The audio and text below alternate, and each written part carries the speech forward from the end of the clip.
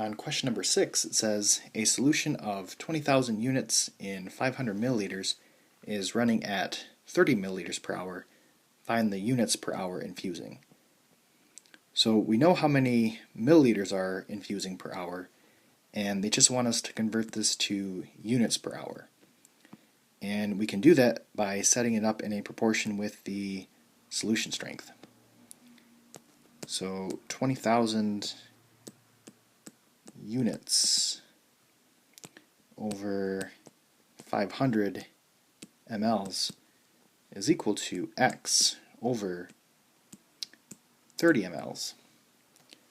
And if we solve the proportion, 20,000 times 30 divided by 500,